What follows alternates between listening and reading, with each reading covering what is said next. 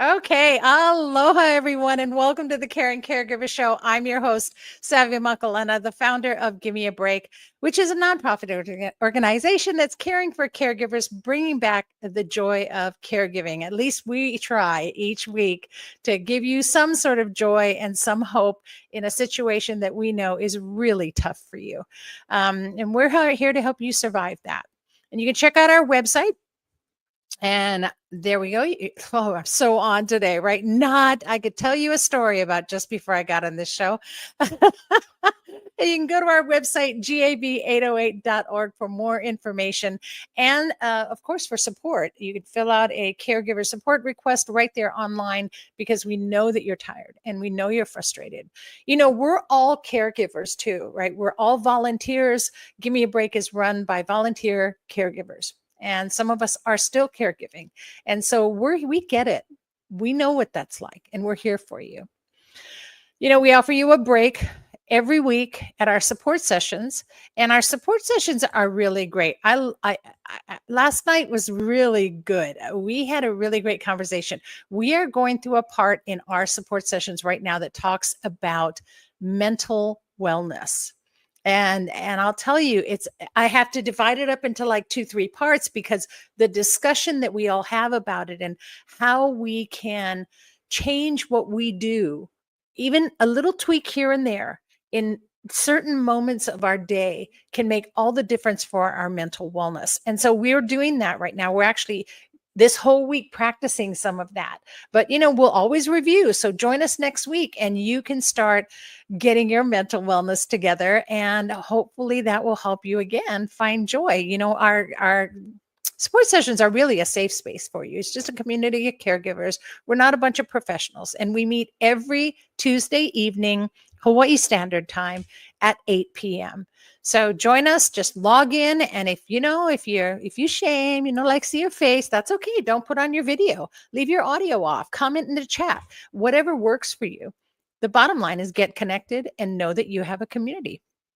All right. That's the most important thing, is knowing that you have a community. So you want to make sure that you can get on and join us. Okay. All right. And going back to this, I am having IT issues all week. Isn't this fun? It's been a real adjustment. And I'll tell you, when you throw one more thing onto a caregiver, we got to make an adjustment. So I'm on my good old laptop, and this takes me back, 5 years ago. And well, 3 years. This was actually 4 years ago when we started the Caring Caregiver Show. 5 years ago when we started Give Me a Break, and I was working off of a laptop. And I'll tell you, I got the big screens now, and going back down to the small screens, this has been a whole adjustment. But wow, what a wonderful opportunity to have served all of the caregivers and to be able to share the resources that we have with you. And one of the most wonderful things I have to share with you today is my co-host. And my co-host today is the dementia doula and the Give Me a Break Caregiver of the Year. So please welcome Shawnee Kanjura. Aloha and welcome. Aloha, Savi. Aloha, everybody. It's beautiful to be How here. are you? Oh, I'm so happy to have you here. I'm so sorry about your cold or your throat there. I know, and you're still here, right? We're such troopers as caregivers. It never stops, right? It doesn't ever stop. I know.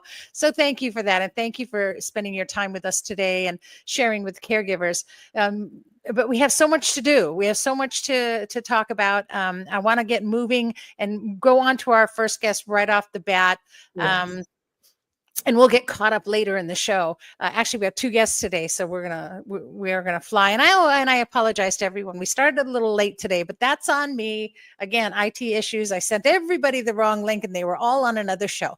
So I pulled them back off, and here they are to share with us today. Right? Imperfections are the funniest things in life. And let me get through the props. So the Caring Caregiver Show, of course, is brought to you by Givers Guides. And Givers Guides is a caregiver's guide to caregiving. It's written for caregivers by caregivers with a caregiver's point of view. And this month is all about nutrition. So it's National Nutrition Month. So I want you all to keep that in mind. And also this past Monday was National Caregiver Appreciation Day. So I'd like everybody to just take their hand right now, put it on your shoulder, and I want you to tap it and say, add a caregiver, add a caregiver.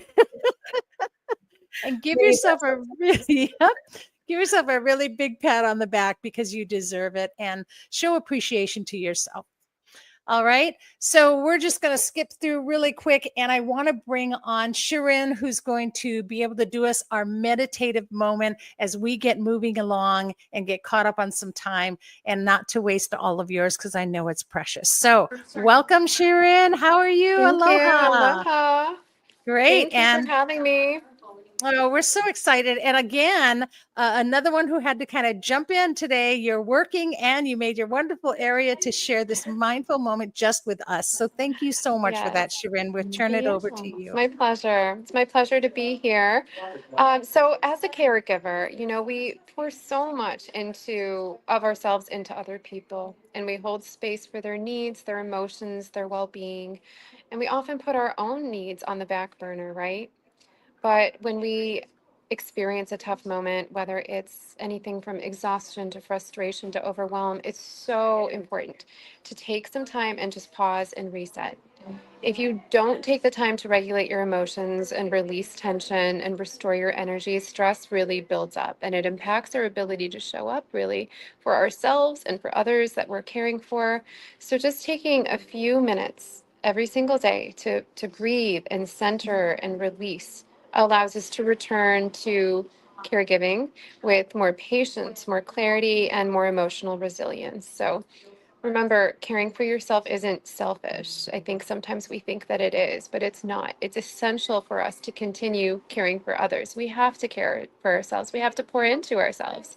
So I would just really like to start by pausing with anything that has happened in your day. We're just going to take a pause now. So maybe it was a stressful interaction. Maybe it was a moment of frustration or an overwhelming task or something you just get really irritated by. Let's just take a moment right now together and let's recognize it. No judgment, no trying to fix it. We're just going to bring awareness around it. And we're going to take some deep breaths. So let's take a deep collective breath in through our nose and exhale slowly through our mouth. And silently now, I want you to name how you're feeling. So is that frustrated? Is it stressed? Is it drained? Is it overwhelmed? Whatever it is, let it just be there for this moment. And there's no need to push it away, because when we push away our feelings, we actually trap them. So we just want to acknowledge what we're feeling and notice it like a cloud just passing by in the sky. And now I want you to bring your awareness to your body. And notice if you're holding any tension. So maybe your shoulders are tight, right? Or your jaw or your hands are stiff. Just notice this. Notice where you're holding tension. And take another deep breath in. And as you exhale, imagine that tension just melting away. I want you to feel your body just soften. And if you can place both feet flat on the ground, I want you to imagine roots growing from the soles of your feet, anchoring you deep into the earth. And feel the steady, grounding energy beneath you, holding and supporting you in this moment. Now, I want to collectively use our breath to help us release and reset even deeper. So let's take another deep breath in through your nose. Excuse me, filling your lungs completely. As you exhale, I want you to imagine all the tension and all the heaviness just melting away, like mist dissolving into the air. And let's take another deep breath in. Inhale deeply, allowing fresh, cleansing energy to fill your body. And exhale slowly, releasing the stress, the frustration, or anything weighing you down. Now let's try a simple breath visualization with this, okay? So this is going to provide a deeper release. On your next inhale, I want you to imagine a soft golden light, a light filled with calm, clarity, and renewal, and let it expand through your chest. Visualize it filling every single cell with warmth. And as you exhale, picture a dark cloud or a heavy smoke leaving your body. carrying the stress away, carrying the frustration or tension that you no longer need away from you. We're going to do this for a few breaths together. So inhale, golden light filling you with peace. Exhale, release all that's ready to be let go of. Again, inhale. Inhale deeply, feeling lighter and more open. And exhale, letting go of any tightness in your body and in your mind. One more time, let's inhale together, calm, clarity, and ease. And exhale, fully surrendering to all that is no longer needed. Now, I want you to ask yourself, what do I need most right now? Is it compassion, patience, maybe just a fresh perspective? If a thought or emotion still lingers, just visualize it like a cloud drifting across the sky, just temporarily passing. You are not your emotions. You are just the observer, grounded and present. So let's take one last deep breath together, feeling yourself centered and at ease. And whatever happened to you before this moment, it doesn't define the rest of your day. And you have the power to reset, realign, and move forward with more peace. Thank you so much for allowing me to share this mindful moment with you. And remember, caring for yourself isn't selfish, it's essential. And the more you take these small steps, these small moments to reset, the more you can really show up for yourself and those that you care for. So until next Thank time, just be you. kind. And remember, you can always come back to these exercises that we've done. Thank you so much. Mahalo from the You're heart. Really welcome. appreciate everything that you do. Mahalo. Thank Bye. you. Aloha. Oh, that's so wonderful. I feel great. I feel wonderful. I'm charged. I let go of the whole IT thing. It's gone. That cloud floated away. Life's Sunny skies, great. sunny skies. Right, sunny skies. I love that. So I want to bring on our first guest today, and he's a board certified neuropsychologist who has treated over 20,000 patients with cognitive problems. So this is somebody who knows what he's talking about. He and his physician wife have actually written a book called Dementia Prevention. Did you hear that title, you guys? Not just dementia, how to deal with it. This is dementia prevention. I'm so excited. It's called Using Your Head to Save Your Brain. I love the title. And he's known as the Brain Doc. Please welcome Dr. Mitchell Kliansky. Aloha. Welcome to the show. I am beyond excited to have you here today. Aloha. I am very excited to be here as well. This is wonderful. Yes, I know. How did you allow your cloud to float away as well? I did. Actually, it's very helpful because I had a couple things still hanging on from earlier today. It was a very busy day, not like that of caregivers, because Yes. I've seen a lot of that and been a lot of that earlier in my life when my mother had dementia. So I've seen both sides of this one. And by those standards, it was a pretty easy day. But still, Yeah. everybody needs a time to just sort of chill out for a couple minutes and reset. So I really appreciated what Sharon talked about. Yeah, she's great. I really appreciate her. And I know one of the first things I always ask every one of my guests is to share your caregiving journey. And you had mentioned your mother, so you helped care for her. Yes, when I spent my 50th birthday in a psychiatric unit with my mom, who had just been diagnosed with what later turned out to be vascular dementia.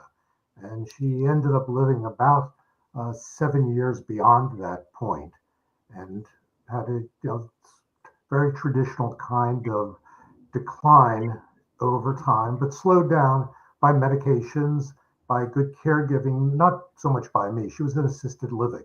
She got really excellent care from a number of skilled caregivers.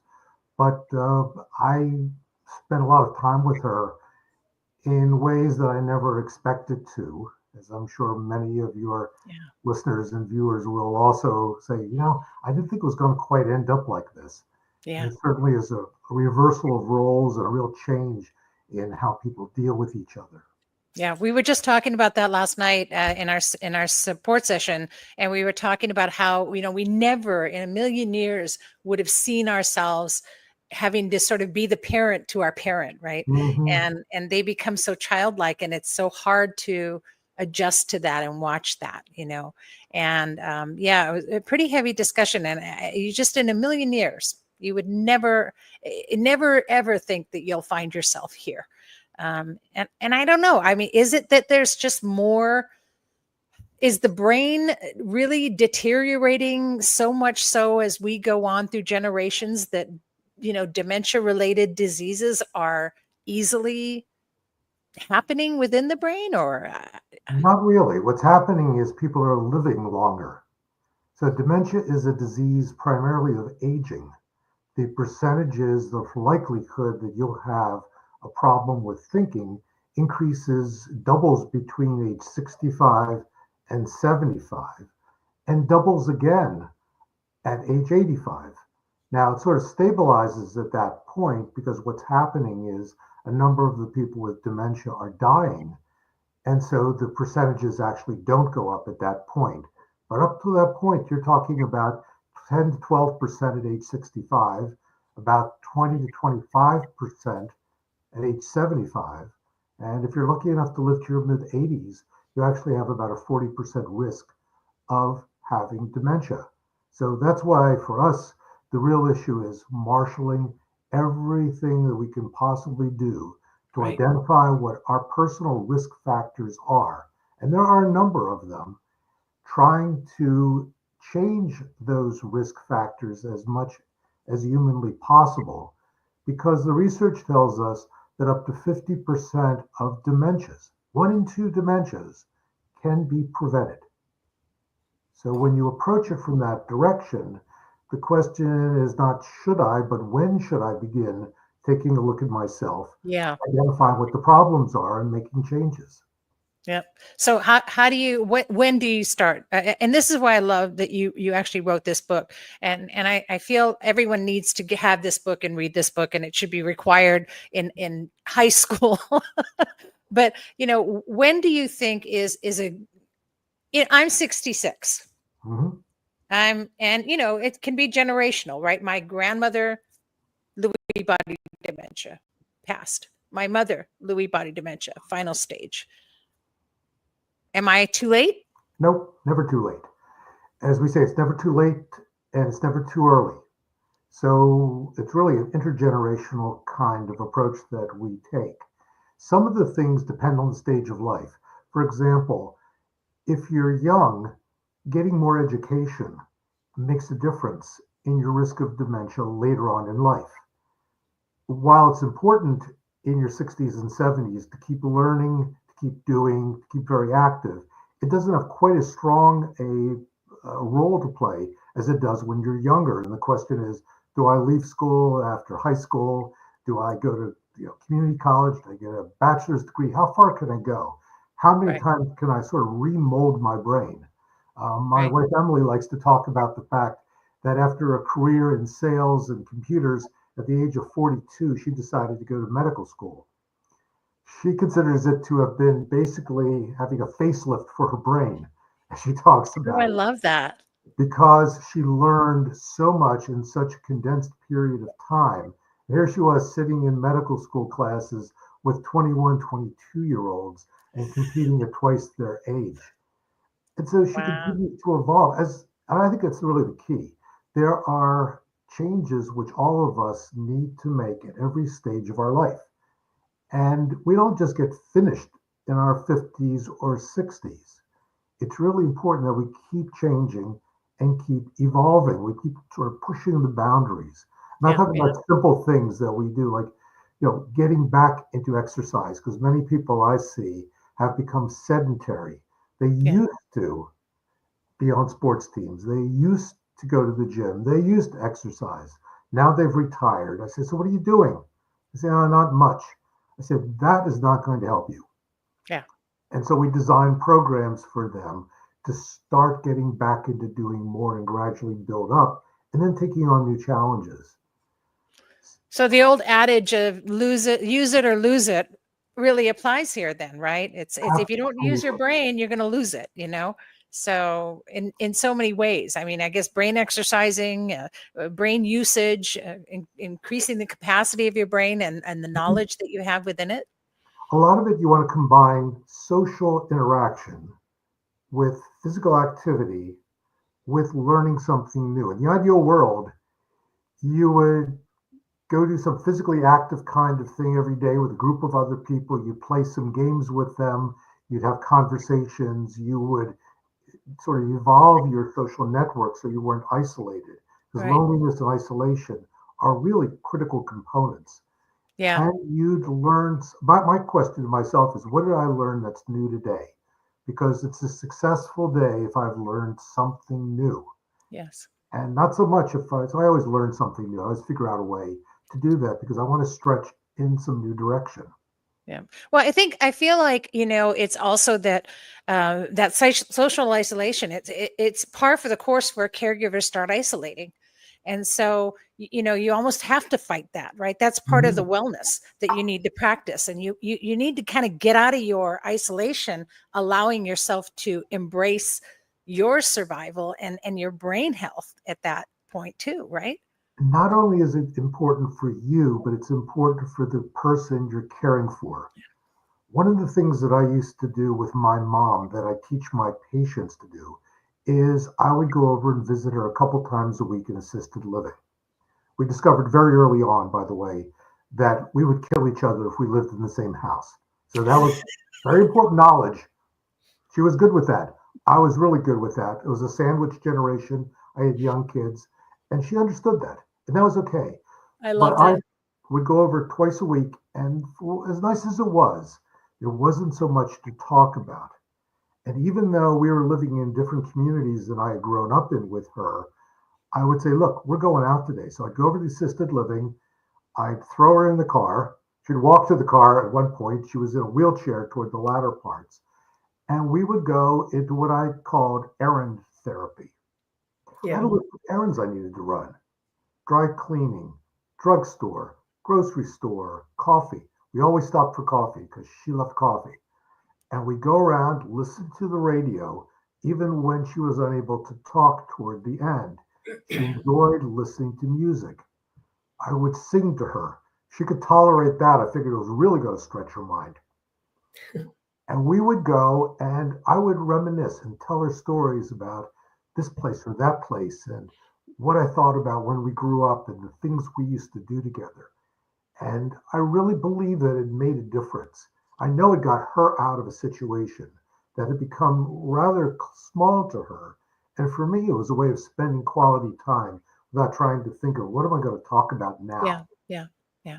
That's so important. Just Yes. finding a quality, genuine way to interact with the person you're taking care of. It doesn't have to be this frilly, very specific activity that's just for dementia. It's just bring them into your life, do something that's valuable to you, and they will benefit. I totally agree. Yeah, I love that. I love that. I'm looking at our time, and I think we could probably do an hour show with you. Just because, and it is such a hot subject right now because I think every person I know is in some way dealing with some sort of form of dementia or even which is stroke as well, and in somebody that they're caring for. And I just feel like this is such an important discussion. I'll have to have you back on many, many, many more times, Doc. But in the meantime, folks, get the book, Dementia Prevention: Using Your Head to Save Your Brain. And you can just go to braindoc.com and get the information. Any last thoughts before we move on? Yes, when you go up to braindoc.com, think about taking our dementia prevention checklist online. Generate your own dementia prevention plan by answering 20 questions. So it's up there and it's a well formulated kind of model of the various factors, but it's not one size fits all. You want to figure out what your strengths and weaknesses are, where you need to make some changes, and where you're already doing well. I love that. So there's a checklist online as well. Caregivers, do that right after the show today. Go on to braindoc.com, go through the dementia checklist and see where you're at. What do you need? But they can contact you through the website as well. And I cannot express to you my thanks for coming and sharing with us on the show. And I do look forward to bringing you on again and again to talk about something so important for all of us, not just the ones we're caring for, but also for us, because as caregivers, we're starting to isolate and we're just setting a pattern for our future that we need to break. So thank you for that. I really appreciate your time today, Mitch. So thank you and aloha. Aloha, my pleasure. Wow. See, that's I know. I mean, you're the doula. You're the dementia doula there, Shani. So I know that that's like amazing knowledge for all of us. And I know you'll be able to share more about that as well, as we talk about what you do.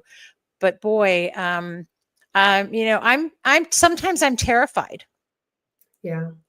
and I get forgetful, and so I overcompensate by being double, triple, I go at something really carefully. I make 3 times the checklist and I go through my checklist.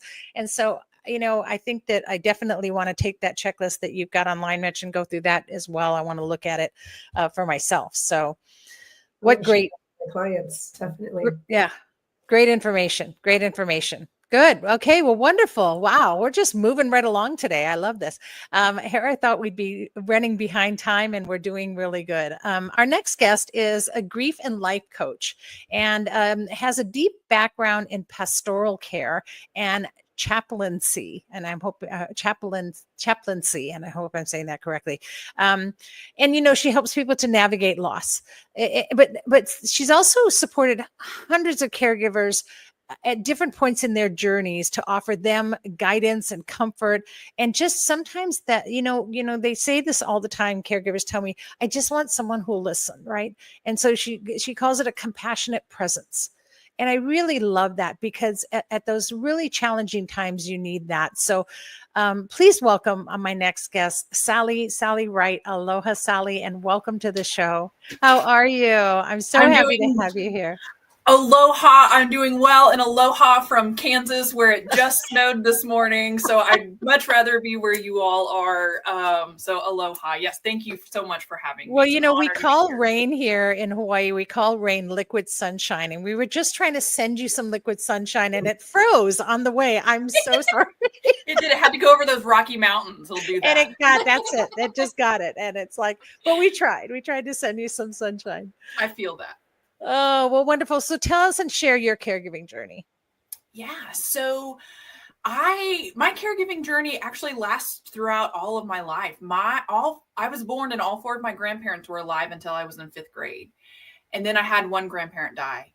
And then over high school and college, the other grandparents died. So I was with my parents, helping and cleaning up messes and navigating dementia and moving into assisted care living facilities, long before I was an adult. And so it has shaped and formed who I am and how I enter the world. And I think it truly is why I focus on navigating loss at this point in my career, is that we navigate loss. Not just, everyone thinks that I only grieve after someone dies, but that's not true. We grieve the losses of so many things. And especially, we were just talking about dementia. I mean, dementia is loss after loss after loss, minute after minute after minute. Oh, and so I like to grieving you'll ever do. Yes. And how are we talking about that? And how are we getting coping skills to do that? And so I like to use the term anticipatory grief. And it's sort of that moment that, someone hasn't died yet, but you sort of know it's happening and it's going to happen, and you have all the feelings about it and you're not quite sure what to do about it. And do you talk about it? Do you say it out loud? What do we do? And just that moment of having someone see you and say, I hear you. I know you are wondering these questions. Let's talk about them. So that's a lot of what I do, both before someone the loved one has died, but also after, and even 10 and 15 years afterwards, I encounter people who need to talk and process the grief. So I think that's a lot of what I do. And I think that's a tough thing too, because not only, am I watching my mother pass away slowly, which happens with dementia, and that's sort of a hard thing that we all know you have to deal with. And it's just that constant grief.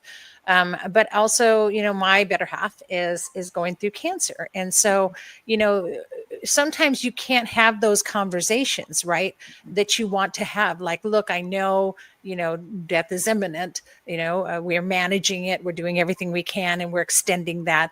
But how would you say, for me to say, look, how do I approach it and talk to somebody, right? How do you approach that situation to create a communication about it?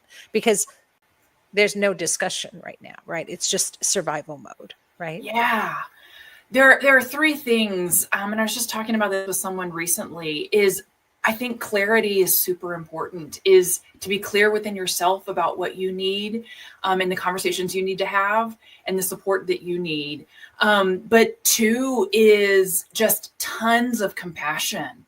Yeah. So like compassion for yourself, compassion for the one or the ones you are caring for, and knowing that everybody is just trying to do the best they can in that moment.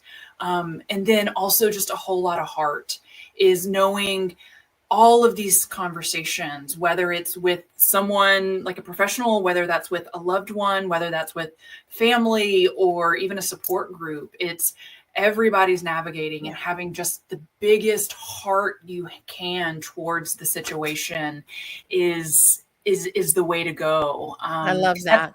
Yeah, that's how I try to approach everyone, no matter when they come to me and when I encounter them, is they're navigating the best they can in the moment that they are. And so the biggest compassion, the biggest heart, and just the biggest, most amount of clarity anyone we can have in anyone. And I love that you said compassion for yourself. Oh, yeah. Because we don't always prepare ourselves. We just sort of go in only wanting, and this is caregiver mentality 101, right? You go in with the mentality that you're going to save this person, that you're going to be there for the person, that you're going to keep them alive, and you don't always think back to reflect on the compassion you need to have for you. Mm-hmm. So I love that you said that. That's a great point. Yeah. Well, and compassion for you and for the moment that you're in, and knowing that if any one thing was different, you might make a different choice in a different moment, but that's not the moment you're in. You're in this moment. And so embrace just it. Embrace it, that compassion, even sort of forgiveness for you. We don't always have all the information we need and we want, and in that one moment that we're in. So, yeah. Yeah. Wow. Yeah. Was there anything you wanted to ask her, Shani? Yeah. Oh, I love that approach. And I agree very much that there's so much unpacking we need to do. And this, this really ties into what Dr. Kleonsky was just talking about as well, which is that when we become isolated, we open ourselves up to these types of illnesses, and we can worsen our health and our mental health. And when we bring together community, like people like yourself, we remove that isolation and we're able to extend compassion. And we're able to learn from the experiences of our parents, taking care of our grandparents. I think that's what we need. And it's sad that the way our communities are shaping and evolving, we're losing that. But I think it's beautiful that people like yourself are there focusing on that and helping people through that.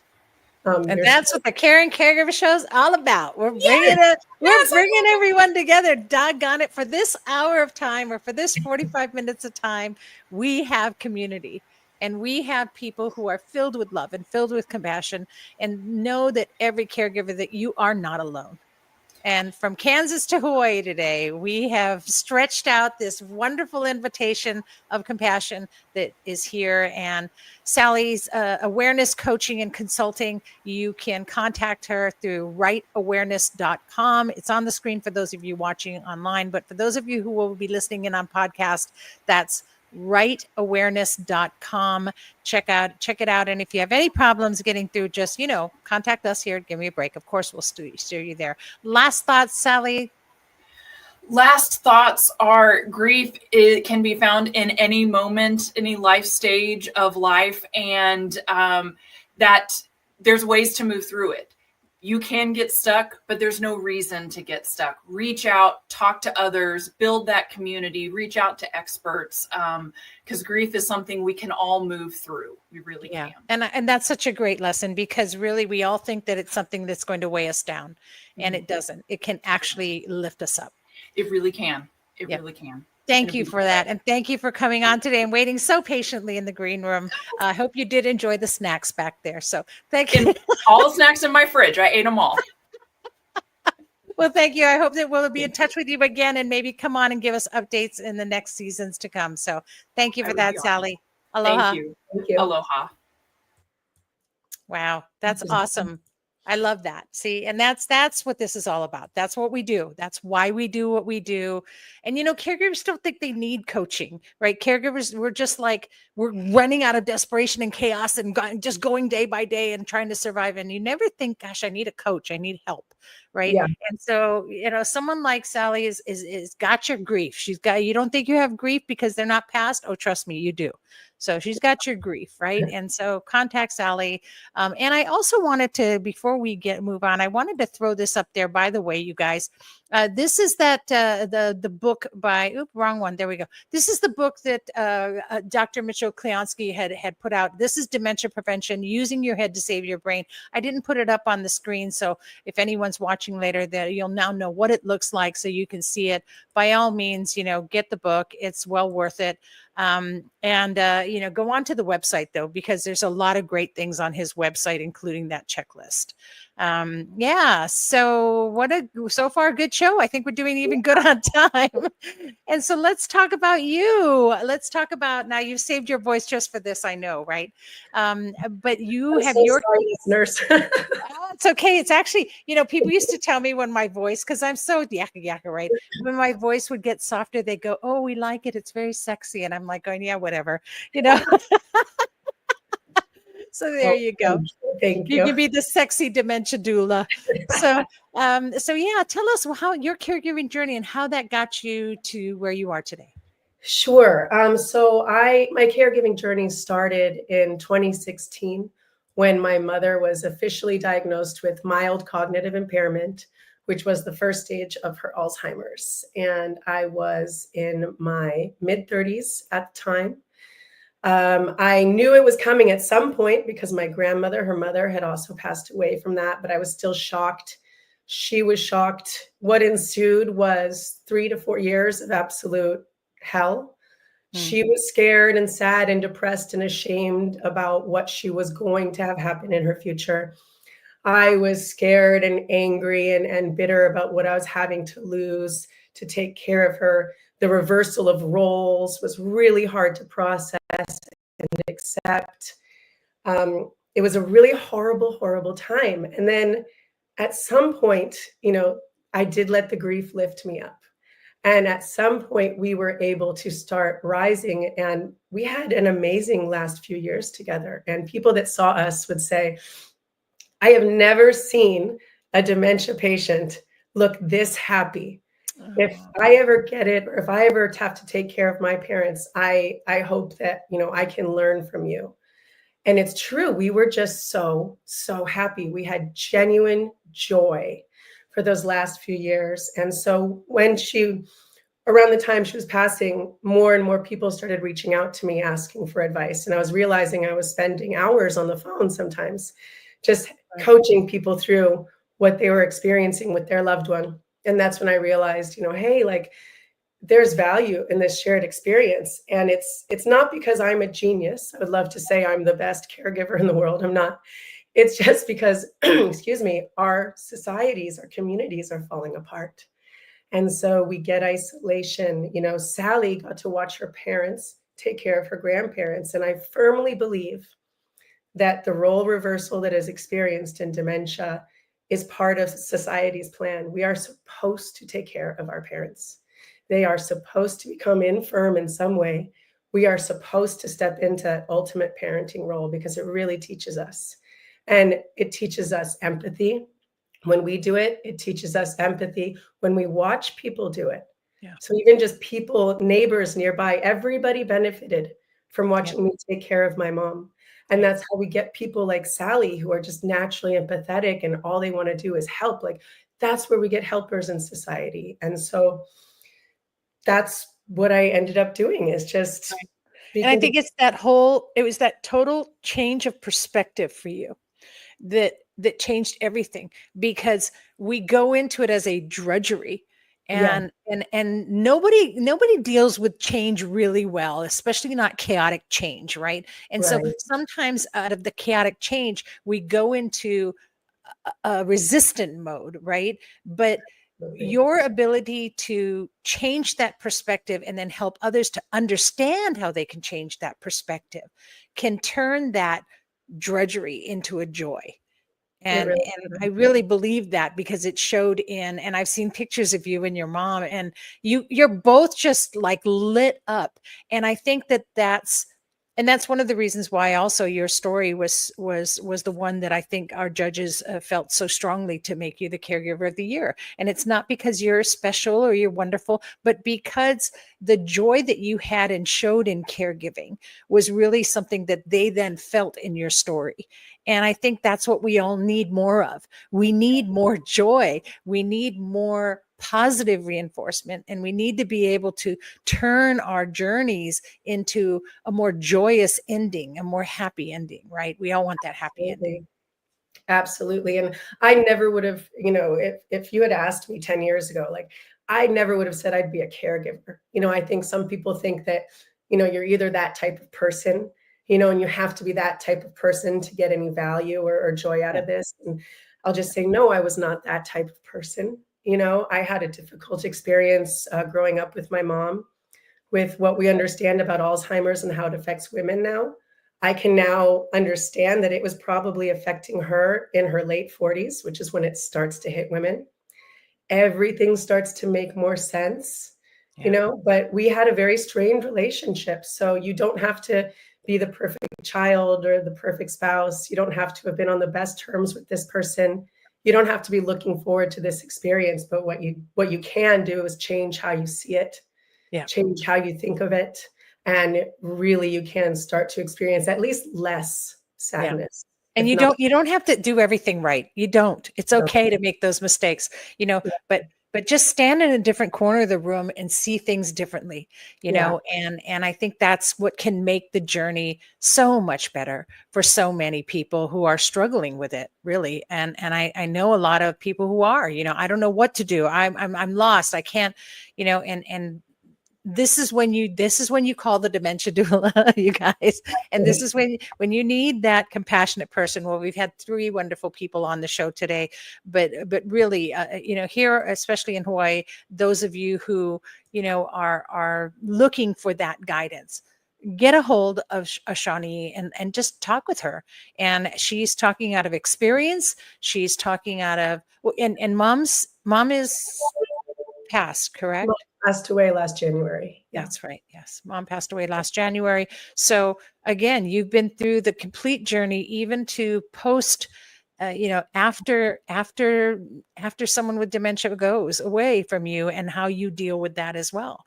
So you have that. And I believe you're also a mom. So you have another generation coming up. And so that sandwich caregiver, you have that complete understanding of how dementia takes life away, but what you can bring back to it, right? That's a good way to see it. Yeah. And the way a lot of people come to me is it's usually not asking for help on the emotional side, because like you were saying, a lot of caregivers think, I don't need help processing this, I'll do it when I can or when I have time.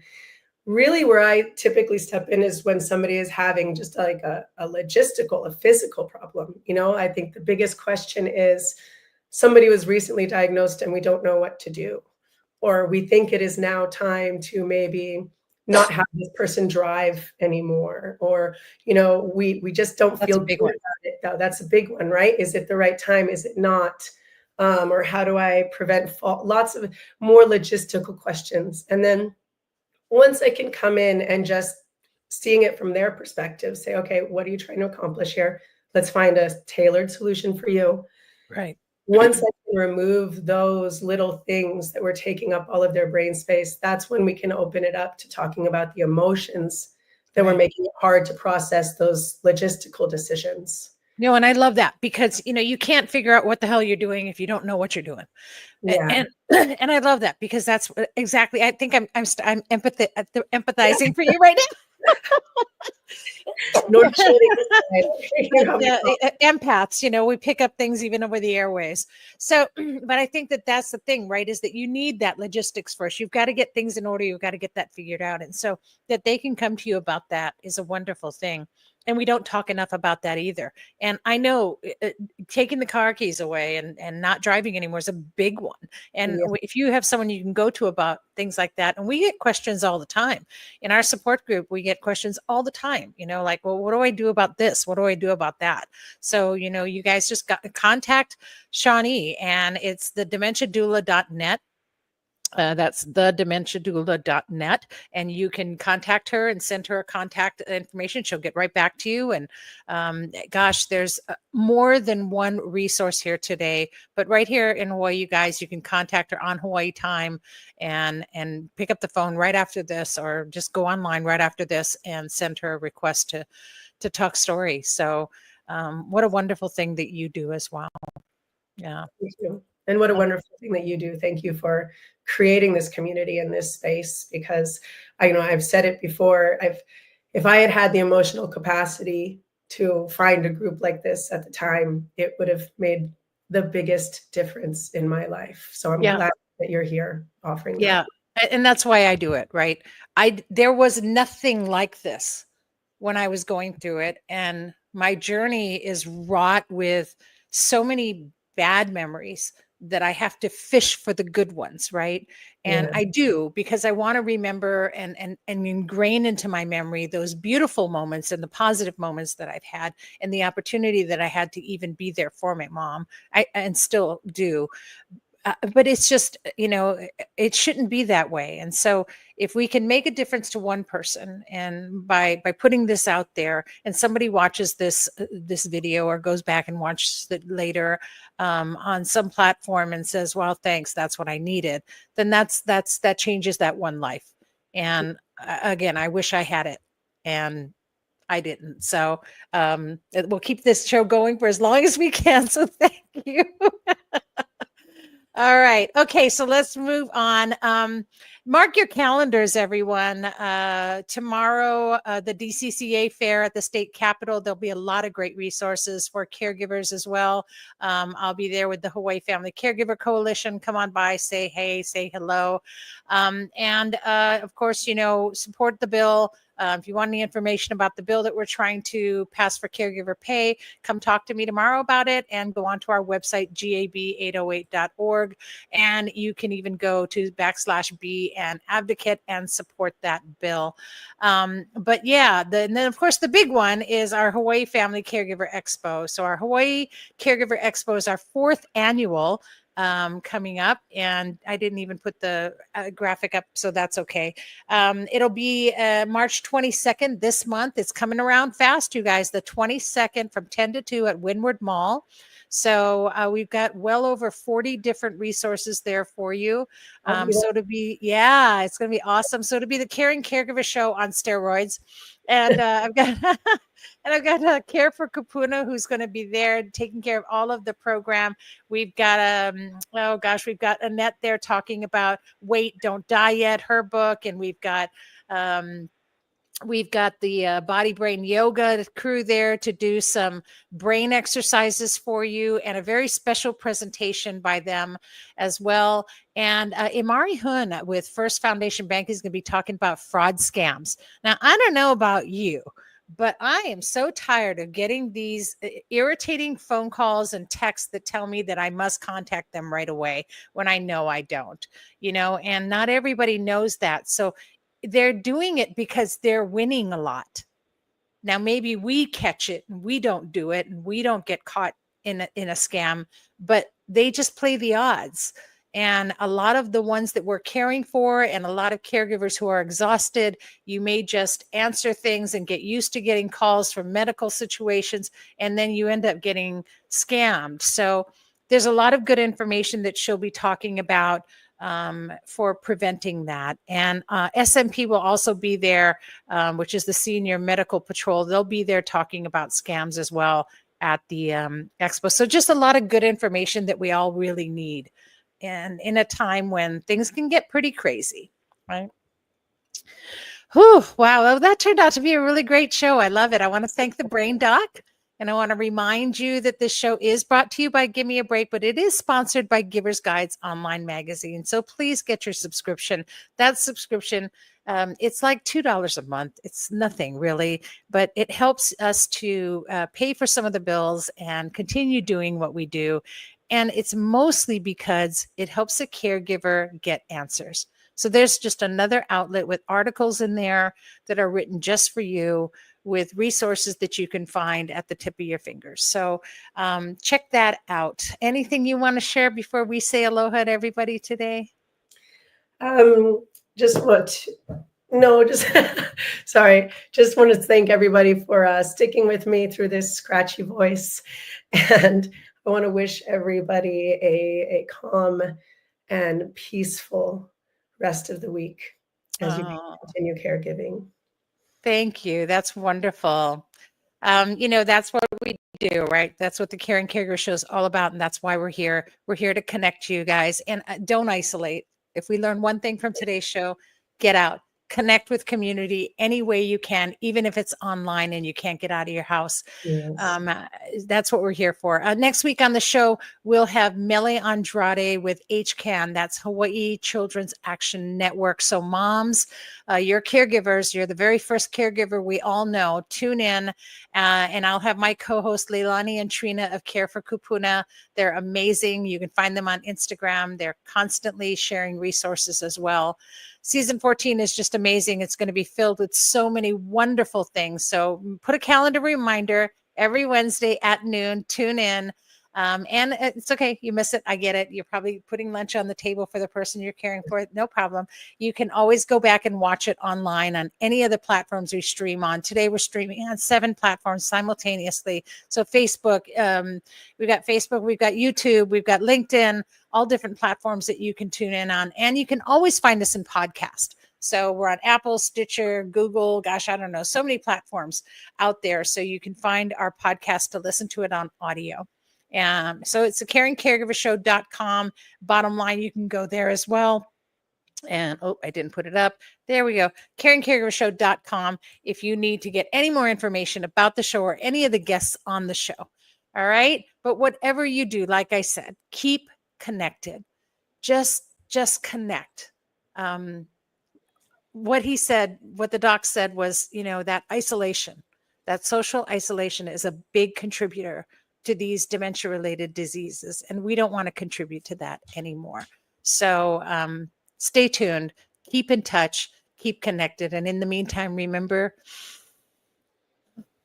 breathe. Here's hoping you're finding joy every week right here on the Caring Caregiver Show. Thanks for tuning in, and always be kind to yourself and those who are caring.